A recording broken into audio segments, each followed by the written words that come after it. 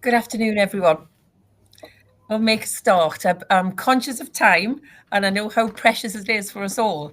There are quite a number of colleagues still to join us yet, but they will obviously just be able to join as we've begun. So I'm absolutely delighted to personally welcome you to the webinar today on behalf of Education Mutual.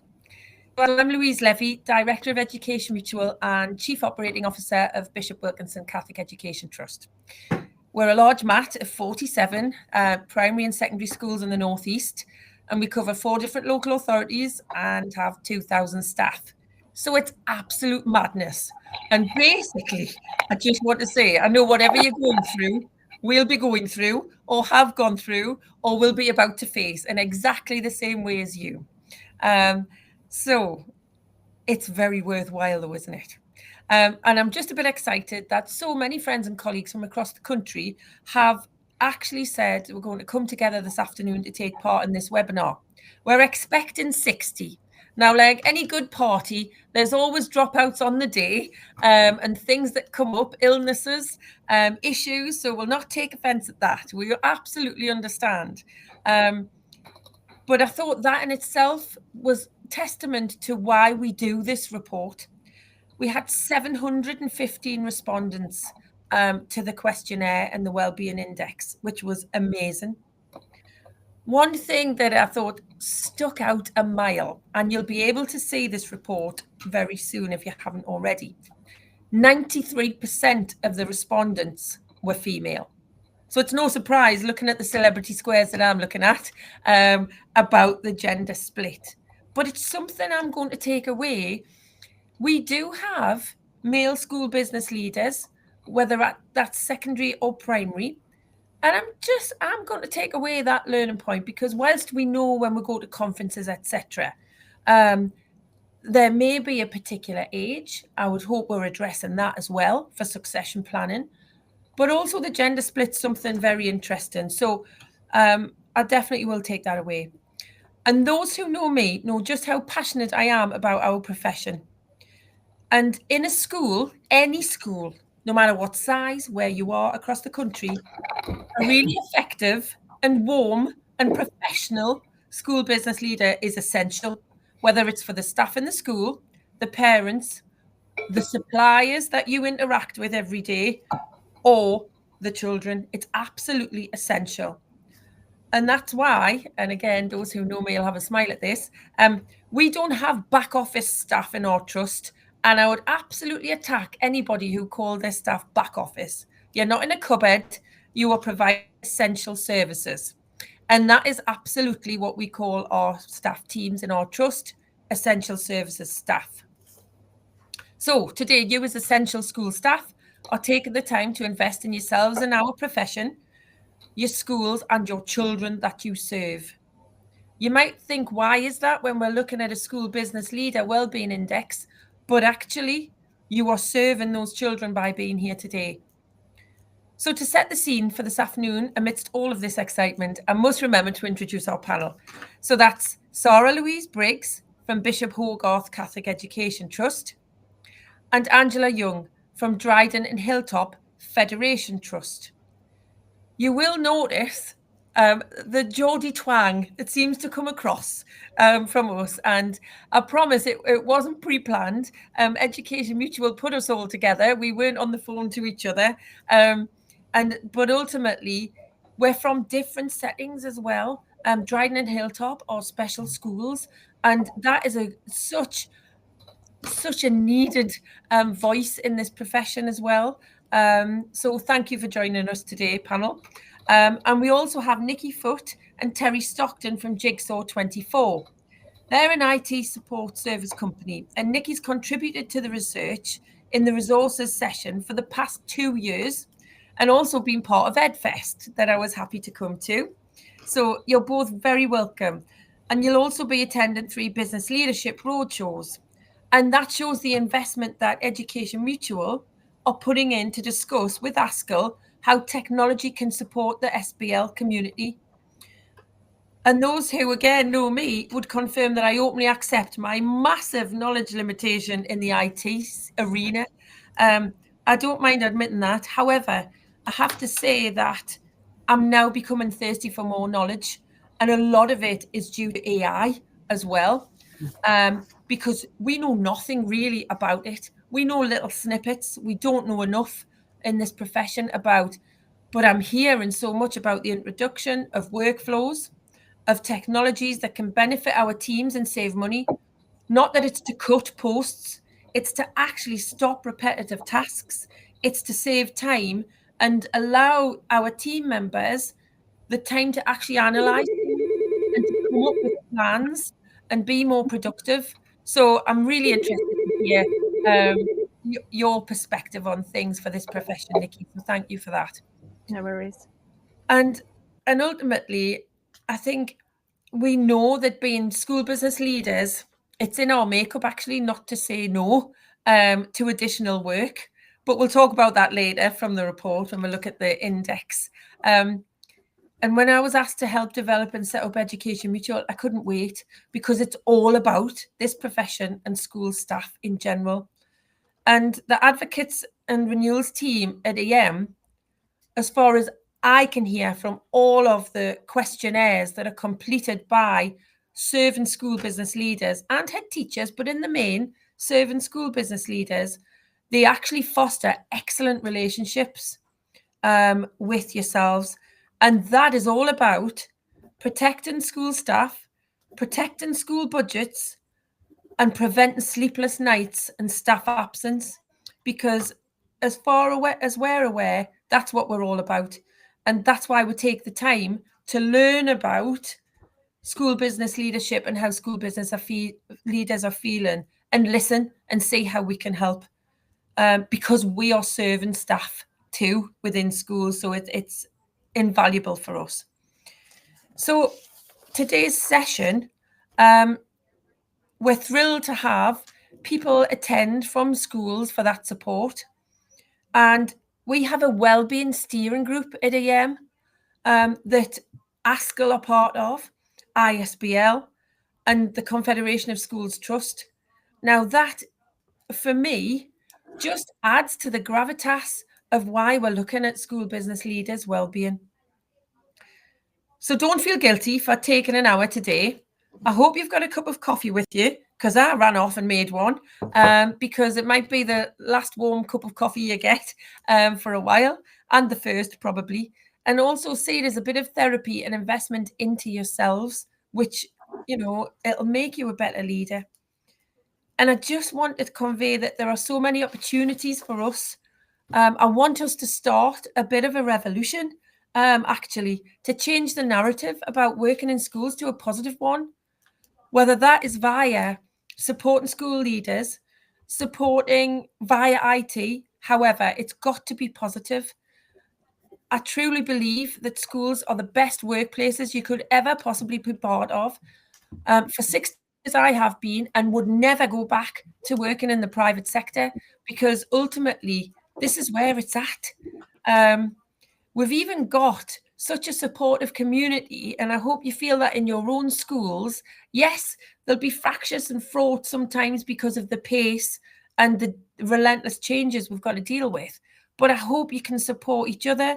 I hope you feel that with companies like Education Mutual, you've got support there. And we need to be role models, as we are for parents and children. We need them to value the school teams and support they receive. We have to smile through adversity with it.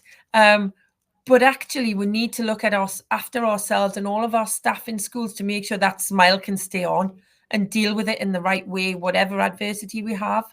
As I say, it's fast-paced, it's ever-changing, it's never dull, it's never boring, and it's never samey, and we should be grateful for that. But by looking after positive staff well-being, quite rightly there's that focus, but also we need to keep school staff in schools. So whether that is by being present and carrying out their such valued roles, no matter what they're doing in schools, but we also need to make sure they don't want to leave the profession and that they actually want to stay here. So whatever Education Mutual can do to support that, we absolutely will. There's a lot on offer to help our member schools. And as school business leaders, we just have to make sure that we take the time to find out what that support is, to provide the access to the staff, and to give them those additional avenues. So we'll chat through some of that. We'll get on talking about the report. It's the third index that we've actually done. I can't believe how fast time flies. And 2025 index does show some interesting comparisons.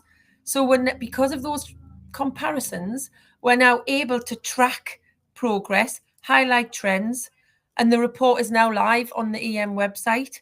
It gives current issues, it gives key findings, it talks about conclusions and recommendations, some of which we'll talk about today, and it also gives resources to help and with appendices in there. So I think we know we've got a maximum of an hour. We'll take that time if you want us to. Pop anything in the chat if you want us to. If you've got any questions, please feel free to ask them. But we'll methodically go through the report. But Nici, I think if it's okay with you, I'm interested to hear what you have to say, and then we'll talk about some particular areas from the report from a school business leadership with the other panel members, if that's okay. No, absolutely. It's so lovely to be here. Thank you. So from your involvement with school business leaders, is there anything that you've noted? Is there anything that you found within your profession that you can share with us, or emphasize the use of technology? Because as I say, I'm an absolute novice with regards to AI, but I'm suddenly wanting to find out so much more about it. Yeah, it's quite a revolution, isn't it? Yeah, that's come on. And I think the last time I worked with the Education Mutual team was a couple of years ago when AI had just come in. Well, I say come in, but it kicked off, fallen off a cliff, and then suddenly every single tool, digital tool on the planet was starting to get wind of this and start to change how their tool works. And I think what we're seeing is that things are changing. The landscape is changing just so quickly. A little bit about me. So I'm a teacher, actually. I've been in education for about 25 years. I am a primary school teacher by training, and have been spent most of my time in the reception classroom. But I happen to be quite techie. And if you're quite techie, you get to sort all things out that have a plug in it. And so basically I've spent a lot of my time fixing computers or trying to work them out, or helping people. And as technology has changed, I've just got more and more engrossed in it and become really passionate about it. So I would say things that I see in sort of business leadership, and when I'm working in schools. So I spend on most of my role is working with schools in order to work out how to solve the problems digitally that they currently have. What roadblocks do they have, whether that's about their students, their staff, or their whole all stakeholders, really. And I would say that some of the things that I'm seeing is very simple. Making your stuff a priority, really, I think is really important. Changing that culture around technology, so that it's not that one person in the community that goes around and figures it out for everybody, and you call them up and they come on in and they fix your smart board or they fix your computer. We want to change that culture, and what we want to do is really give a lift to all of our stakeholders, whether that's parents, students, and those essential services staff behind the scenes who are really holding everything together. We want to make sure that they are so empowered that they feel that they can be challenged in order to understand how technology works for them. We want our staff to really understand how they work, how their unique brains work, and how can we use technology in order to support that. I loved it when you said thirsty for more knowledge, Louise, because that's exactly what we want to do. Have opportunities for our staff in order for them to level up, engage in technology that really responds and works for them. And that's not everything. That's little things that they might find they really need, whether that's how to use voice to text, so that they can talk into their device and then they can start to use their voice in order to communicate, write emails and that kind of thing. I know for me, I am dyslexic, and so speech is really important for me because I can't type very well. Yeah. In fact, Terry said earlier that I was typing behind the scenes on the call, and she said it sounded like there was a herd of elephants on my computer. And that's me trying to get the letters out. Yeah. And so I think that what we want to do is to give all of our stakeholders the tools that they need to bring in and create a culture of learners together about technology, so they're really engaged and empowered with it. I think what you were talking about there, and this is the God's honest truth, only a couple of weeks ago before the half term, as I say, I am a novice with technology, but I actually watched something where our governance team were taking minutes of a meeting, and within seconds, and I have no word of a lie for that, something that would have took them hours to do, and within seconds, their minutes were absolutely, so for me, that was mind-blowing. And that's not about needing less of the governance team. That is about having them then have more time to deal with if there's any sort of admission paperwork, any exclusions. It's not just about the methodical, repetitive thing of taking minutes. We then worked about how our safeguarding and welfare director, who has meetings with parents which could potentially go to complaints or tribunals or exclusions, how instead of her taking her own minutes, they're there in seconds. Honestly, it was just phenomenal. So everyone else might be going, oh my God, obviously. But honestly, it was mind-blowing for me. So I use a tool every day called Otter. It's an AI tool. There are many of them out there. It's a transcript tool. So what it does, it will record your conversation. It picks up on all of the different people in the room. It's really, really brilliant at locating the speech, so the nuances of people's conversations or their accents, so that they can decipher who's speaking in the room.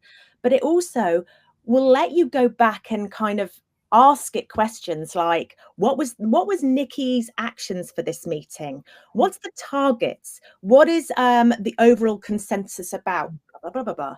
So I use it this morning. I'm doing a training session tomorrow. I need to get all my thoughts out of my head. I'm walking the dog at 6:30 on the field, and I've got my phone, headphones in, and I'm talking to Otter as I go, because I know if I try and type that at my desk, I'm going to get frustrated and upset and stressed. I can't type. I can't spell, and it holds all my words back. But I can talk. So as we will probably realize. And so what I like about it is that you can do your different jobs on the go. You've got a limited amount of time, and it's about getting the best bits done quick. Who needs to spend minutes and minutes? We all know how to do a set of minutes, and we want them as clear and as concise. And we've only got 2 ears to listen in. So we need a bit more of a tool to help us. And, people attending and joining right now might think, have I joined the wrong call? Am I about AI or IT? But actually, this is about well-being. Well-being for any of the essential services and school business leader staff, because whatever we can do to save us time, to ensure accuracy, and to give us that thinking time back that we don't seem to have, then ultimately, that's fabulous for us. I think one thing I'm very conscious of, though, is that everything needs to be tailored to school staff and the use of AI or whatever in that way, because our IT director, great with technology, but actually putting it over to us is not his forte. I'm quite open to say that. So quick wins are something that all these school business leaders on the call will actually need. So anything like that, great. Sarah Louise, can I bring you in? Is there anything that you're using like that? Or are you sitting here thinking, actually, I want to know more about that too? I did make a note of Otter because I think that might be useful. I think with AI, it's there, and sometimes we're using it without actually knowing. Yes. So one of the changes we made, we have a fortnightly Teams meeting with our school business managers. And we used to, do the old-fashioned taking notes and having an agenda. And now what we do is we record it via Teams, and Teams automatically does a transcript. So then one of the jobs I do just to help them is I make a note of the link for the live recording, and I download the transcript and I put it in a shared folder so that those who've missed, or if they need to try and remember something, they can go back and just review that transcript quite easily without having to think which week was it, or go and find the meeting. And it does it, absolutely, yeah. And we didn't even really think about it. It was just someone mentioned, let's start recording, and then when I was looking at the recordings, like, oh, it does a transcript as well. And I think that's the key, isn't it? At the minute, we've got ad hoc. Someone mentions something, and we all jump on a bandwagon. But actually, what I'm conscious of for our trust and for across the board is that we need some structure to it. This is something that a school business leader should know about, what technology is out there to help save workload, because as part of the report and the index, 64% of respondents said excessive workload was their main sort of issue, or what overwhelms them. And I think whatever we can do to save that would be a massive starting point. I also thought about with regards to excessive workload, and funding coming next, there's a whole host of things around that, isn't it? Because ultimately, are the funding issues, and I've looked at the report, to do with the fact that it's structures that might be an issue in schools? So are there not sufficient staff to do the work? Are schools having to do restructures to try and stay within the parameter of budgets, with a fall in birth rate, with the costs going up above inflation, etc., for services, and also then unfunded pay rises, even though they say they're not. So ultimately, is it that with regards to funding? And I just wondered, Angela, if you want to come in there, what's your take on the funding issues that might be in the report that's been mentioned? With regards to the funding, I'm coming from a special educational needs background. The needs of the children are such that quite often it's not just a teacher and a teaching assistant. It is then 1-to-1 or even 2-to-1. And so the funding that comes with that does not cover the costs.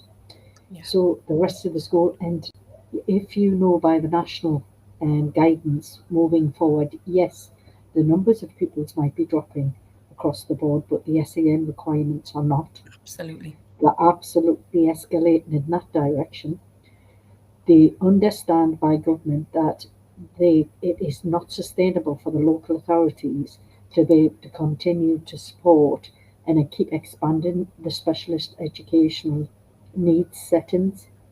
So mainstream schools are now having to take those children. Now they will start to get that economic pressure of really the Angela, please, sorry to interrupt. We're not starting to get it. It's happening. It's going. So you can probably understand now what the economic, because you from your mainstream budgets are having to support, because on average, to support a teaching assistant at the level that you need to support those child's needs, it's usually about 3 children to cover with on costs of teaching assistants, so on and so forth. And you're not getting that funding. So together with, you're not getting the funding to support the pay increases and pay awards that are going on. So it is just continuously going up and up and up. And it's for mainstream schools to have the infrastructure, the specialisms and everything to meet those children's needs. It's huge. Yeah. And for me, on many occasions, it's very unrealistic as well. Specialist schools have got the setups, they do have the infrastructures, but still the funding isn't to that degree that is needed for the needs of them children. I was actually, I have to say, surprised that only 56% of respondents said funding was an issue. But in some ways, I suppose that could be said to be why we're being told there's enough funding in the system. It's how it's distributed. It's what you need to do with it that's changed, rather than there's not enough funding.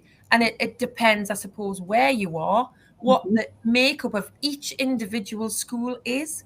for the needs of the children and the staffing cohort. So we have 5 secondaries, for example. One of our secondaries, they're all upper 3. They don't want to leave. They absolutely love it. It's a cracking, outstanding school. So their pay rise on an average, from the government doesn't cover that. And I can see Sarah Louise laughing.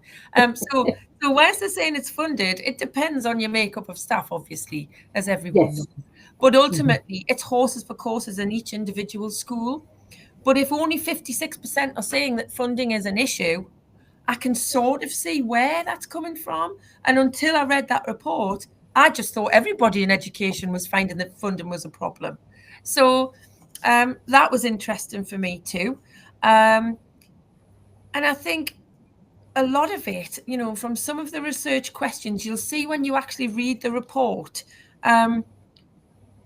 behavioural issues in school, whether it's SEN, whether it's COVID related, whether it's just behavioural issues are a problem. Parental demands, I found that didn't feature too highly, but maybe unreasonable parental demands is also another. Support for SEND.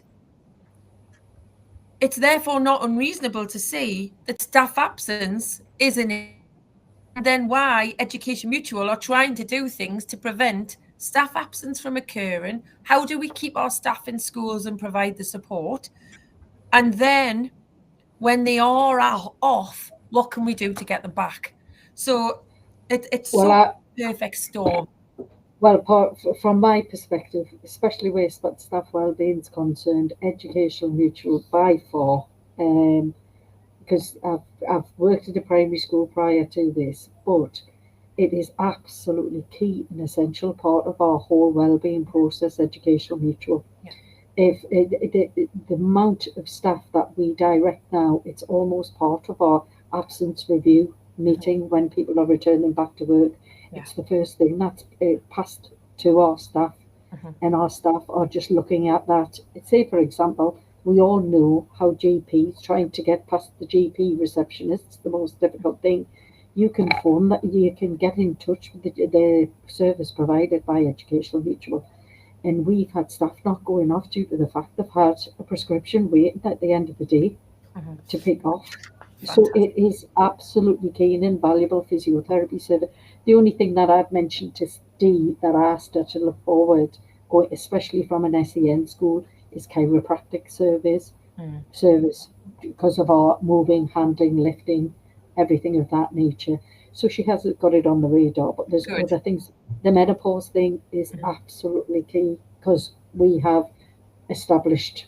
Well, I also thought that was interesting. Reading the report again about the age of the respondents. If you think that the 93% of us responding to that were of a particular gender, well, we'll all come to that at some point, and a lot of the age groups were in that vicinity too. So I think whatever we can do to try and support that, but it's making sure our staff know about it and the services that are provided. I think they're essential.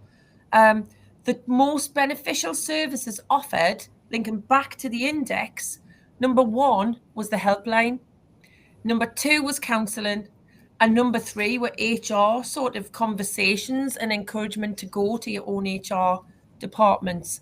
So I think ultimately it sounds like we're getting that bit right, and the index shows that the staff are appreciative of it. Now, again, when I talk about changing the narrative to working in education as a positive one, as I say, I worked in the private sector. There was nothing like that available, and I think we take it as read now that we've got that, but ultimately we need to shout about that too. Not that, things are so terrible that we've got these support services, but it's just, as any employee now, we've seen since COVID, employees are more demanding. Absolutely fine. We accept that. What can we do to keep them in education? And this is absolutely something we can do. So from a business leader's perspective, please make sure, that we use the services that are available. Because what I'm also gathering from the report is that whilst we push our staff to them and we really encourage it, school business leaders themselves don't particularly, you know, and it's not a sign of weakness. It's just ultimately you've got to make the time in your day to be able to use them yourselves, but it makes you better leaders too. Sarah Louise, I don't know if you want to come in there. Sorry, I couldn't unmute myself then. No, I completely agree with you, Louise. It's really hard to, and something we've been trying to focus on is making sure that people are proactive on their mental health care. And I think all too often, I know Angela said about the return to work meetings, actually we're trying to get this before they get to that point, or sort of at the early stages of an illness, but trying to get everyone, and including ourselves, to not reach rock bottom before we get help is vital. But I think as a nation, really, we're probably not great at that, and I don't think being in schools makes us any different, really. But yeah, so one of the things that I've introduced this year is a Wellbeing termly newsletter, and that is something that I've then tried to push our education mutual services. So this last one, we highlighted the menopause support, the support that was there for men, the 24-hour GP helpline, etc., and trying to just keep at it so that it's there, because I suppose when you see something, when you don't need it, you don't think about it, and when you do need it, it's perhaps not there in your thoughts. I think it's trying to just keep pushing this, not just saying it at the beginning of the year. Don't forget we have these employee assistant programs. It's got to be a regular message throughout the year to staff. Yeah, and I think what we generally tend to find is that, you know, like you say, like everyone in the nation, life is just so much busier, isn't it? And fast paced, and you're forever ferrying the kids in the spare time that you have got, or walking the dog or whatever. So there's never a minute. And I think because of that, nobody is perfect. And ultimately, balls can drop. And it's not a sign of weakness. It's literally the fact that people might just be taking on too much, or they don't quite know how to delegate, or there's nobody to delegate to because there's no budget, you know. So it's all of that, I think, that ultimately we've got to be careful of. I love the idea of the Wellbeing newsletter. I love the fact that you've mentioned the men's services, and because ultimately, you know, we have a much more equal gender split than the respondents of this questionnaire, and it's all school staff, isn't it? But from a business leader perspective, it's being aware of those services too, so that you can then share those. What's the response been like to your Wellbeing newsletter? Really positive. I've had some really positive feedback from, you know, the business leaders, the heads, saying that people appreciate it. And I'm trying to get a nice balance of it. So, you know, practical things. One of the things we mentioned was scheduled send on emails. So I gave a little quick, you know, this is how you do it, and giving them the benefits of why that's useful. So a bit of everything, really, not just mental health, not just the physical health. And I'm trying to end on a nice little quote, you know. So yeah, it's been really positive. Yeah. Nici, if I can just bring you in at that point, because Sarah Louise mentioned there about the schedule sends. Now, yes, some people use them, some people don't. Some people like it. Some people rather have the emails. But from a quick wins, from a technology perspective, and I know that, you know, you've looked at this sort of thing about task batching, scheduling, no screen time. Just a little bit more about that, because I was interested in that as well, please. Well, I think what we want to do is to change our habits over time. Like you said, our cognitive load is huge. We're no longer, you know, just got a few bits and pieces going on. We've got full, vibrant families, lives, jobs, everything. We have taken on way too much. And I think that let's change the culture around that to start saying no. It's a quick win. We need to work out what we can say no to. I really think that we also need to look at, for me, it's a one-stop shop, providing your staff with a tool where everything is housed. So they don't have to go looking for it. For me, as part of our team, looking at, say, I always suggest something like OneNote, because OneNote fits with your teams. You can have it embedded in your team so that whenever anyone goes to the team, you're in a meeting, you've got your OneNote there and all your team meetings are in there. Those transcripts can go in there. The questions, you can collaborate on the document at the same time, because therefore we have all heads, all brains working together, lifting the load. We don't, I'm really terrible at finding things. So I'm an over recorder. I record things in lots of different places and leave little kind of like, I call them breadcrumbs, breadcrumb trails in order to find what you need. And when you've got a one-stop shop, which is your one tool that everyone uses, that's a winner, a game changer. I'd also say, if you're going to provide resources for your staff, Microsoft Learn is a great tool that you can go online, that everyone has free access to upskill themselves in order to just find out how to do things. But then we've got AI as well in the game, because there's so many tools out there. If you said, I need to teach my staff how to do batch emailing or respond to emails with a certain tone, you can ask ChatGPT or Microsoft Copilot to create you a very personalized message with a bullet point list of absolutely accurate information. You can go back and double check it. You can test it yourself to make sure it's got it spot on, because obviously AI sometimes does also make mistakes, but in really easy stuff where it can research the tool, it can come up with that list of first, then, next, done, tick.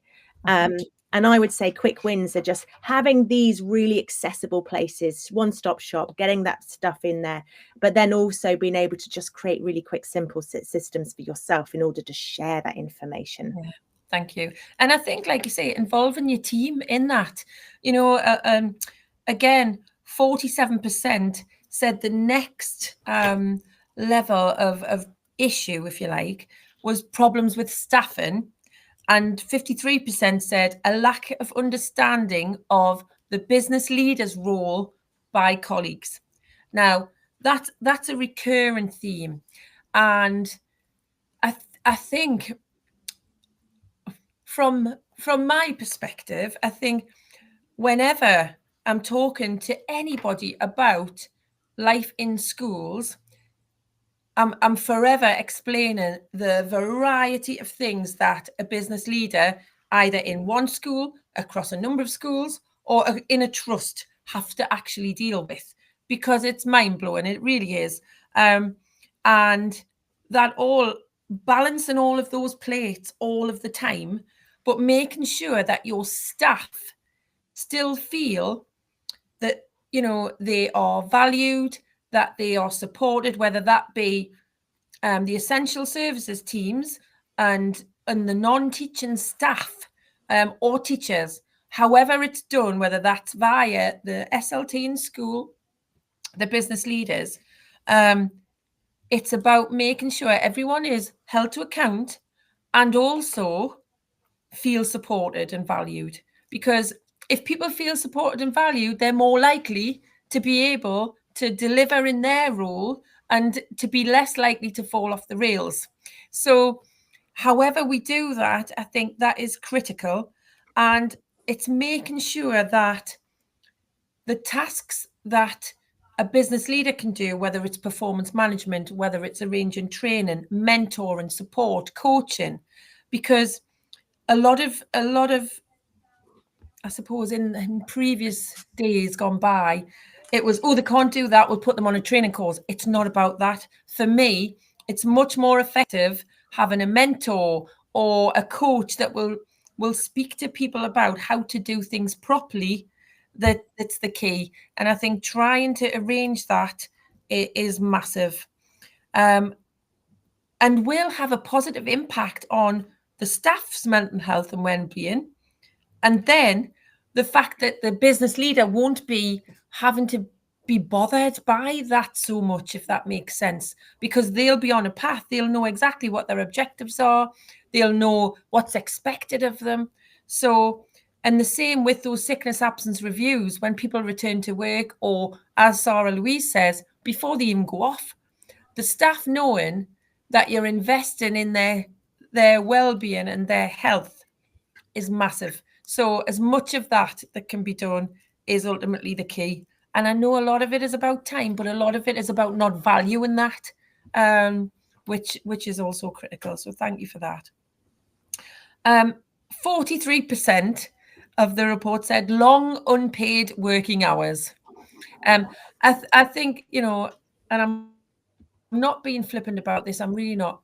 Nobody comes into the public sector, I don't think, make millions, because it's never going to happen.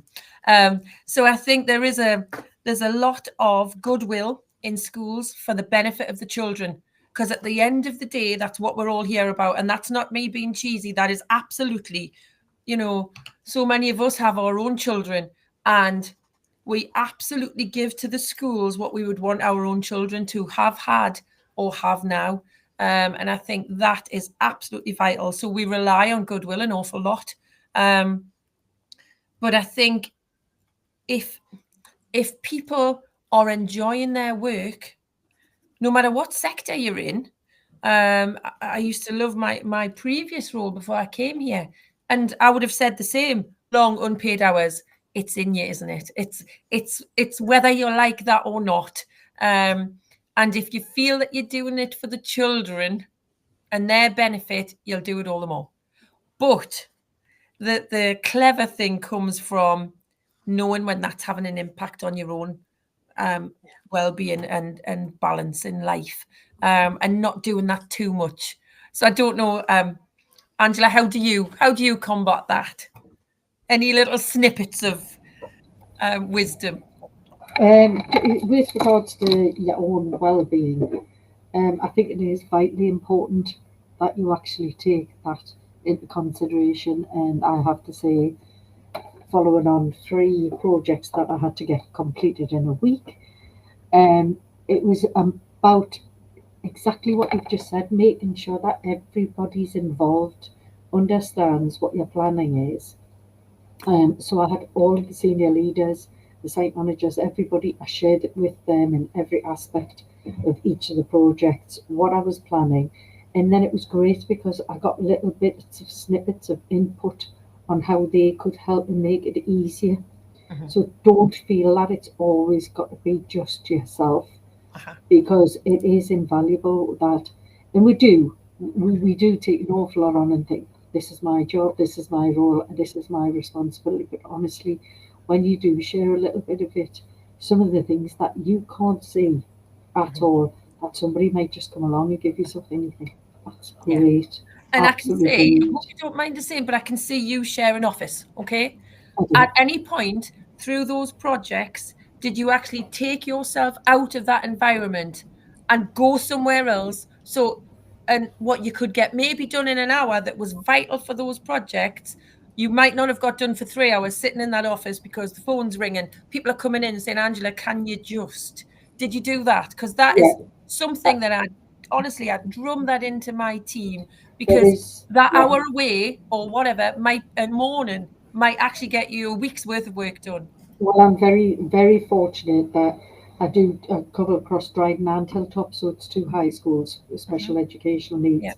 So I've been in the role coming up 2 years in May, and so to balance it off, I do 2 days at one school, 2 days at another.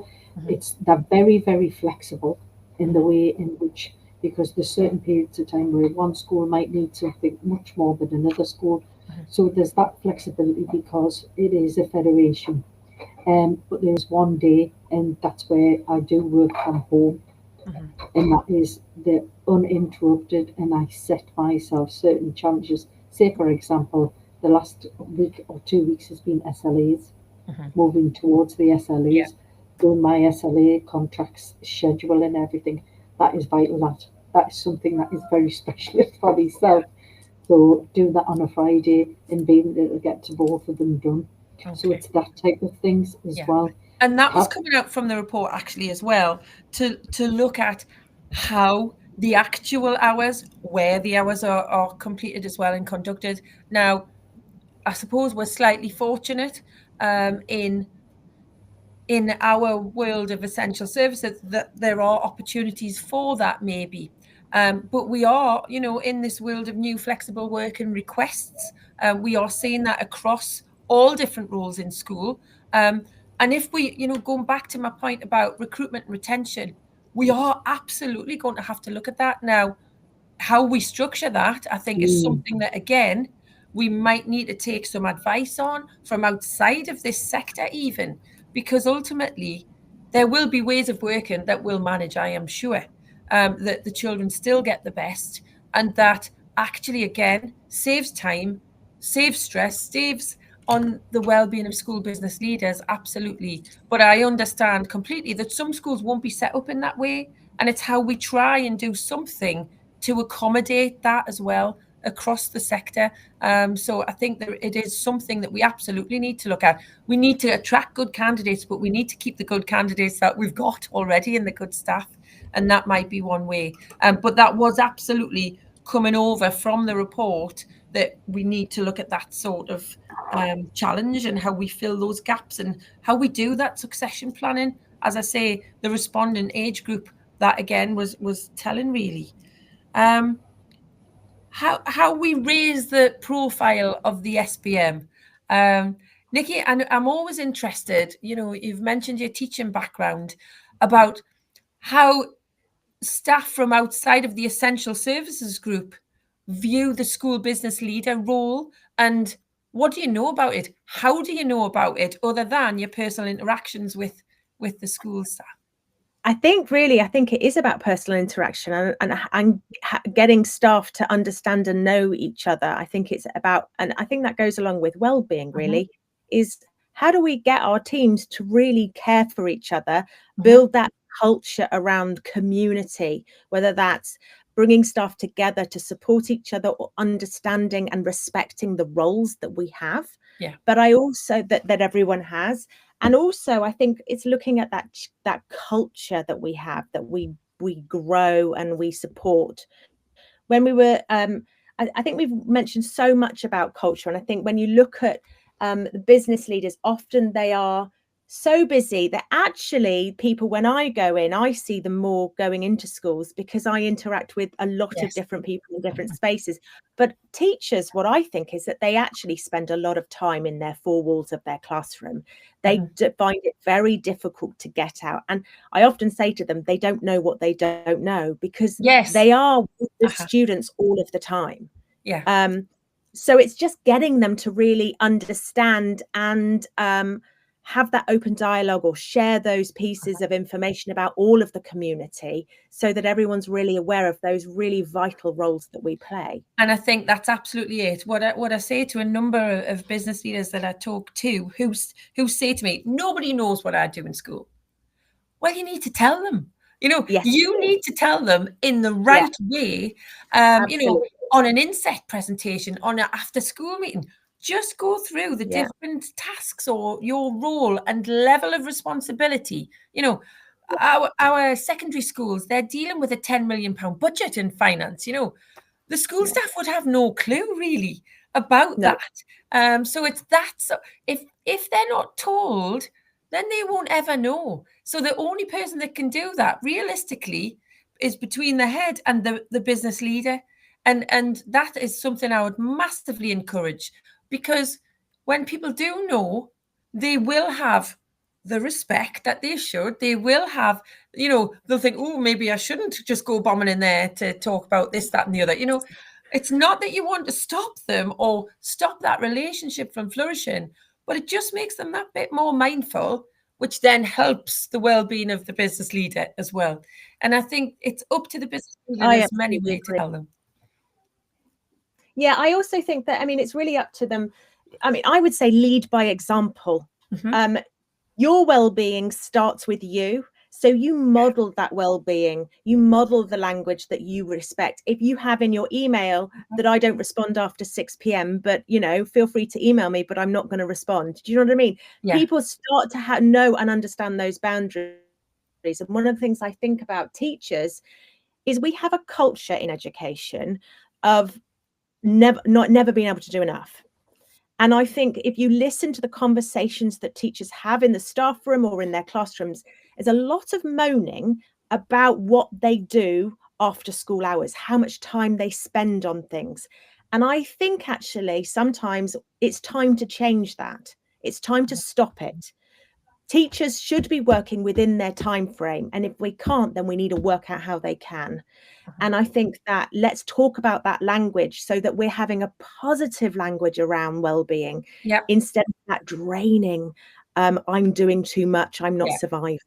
And that was my sort of, I suppose, where I started from.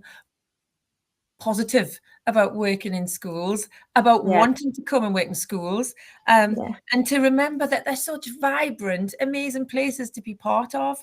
I guarantee you go into an early years classroom, or you go into a nursery classroom, or you go into reception, you cannot but be joyful, because they're hilarious, you know? So that's why we're there for those kids, making sure that those kids want to come to school, that they enjoy school, that they are thriving. And therefore we need to thrive as well. Yeah, I've just seen in the chat, and thank you for adding this, Leonie. We share this information with all academy staff on a weekly basis on our information document, which is fab. So honestly, we used to, at our SLT, we have had a briefing in our secondary school, and I was part of that, and literally went through what's in the diary this week, what tasks are so important. And honestly, it just breeds. And then it, you know, if you're doing inset sessions too, within your school teams or at staff briefings, they will get to know. And it really is about pushing that. If some say to me, well, the head's not receptive for me doing that. Well, you know, try and persuade. From your attendance at governor meetings, try and get yourself on the agenda as well, so that you're always part of the school. And that is absolutely essential. And hopefully that then will support you feeling not maybe as valued, which then helps the well-being as well. So I'm absolutely conscious of the time. It is 5 to 3. I did promise that we will keep to time, and we have to keep to time. I think I'll be cut off. I see that Ellie from Education Mutual has added the download option for the report. I would encourage you all, if you haven't already, to read it. There's so many appendices in there, and as she says, useful organisations and available support. I hope you feel that Education Mutual is there to support your well-being, because it absolutely is. And I would be devastated as a serving practitioner to not to have you not feel that. I want to thank the panel. I also want to say, if anyone's got any additional questions, to put in the chat. This has not been staged. I promise I have not spoken to any of the panel members before today. So about this. So if there is anything, please feel free to mention now in the chat. If there's any information that you want, or anything else you want to have discussed by school business leaders via Education Mutual, please let us know. But thank you for attending today. Thank you for taking time out.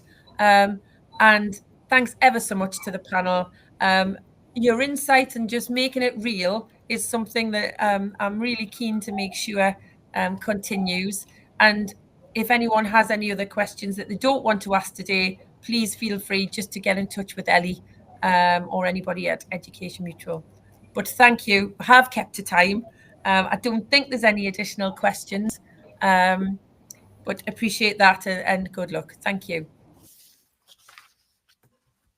Thank you.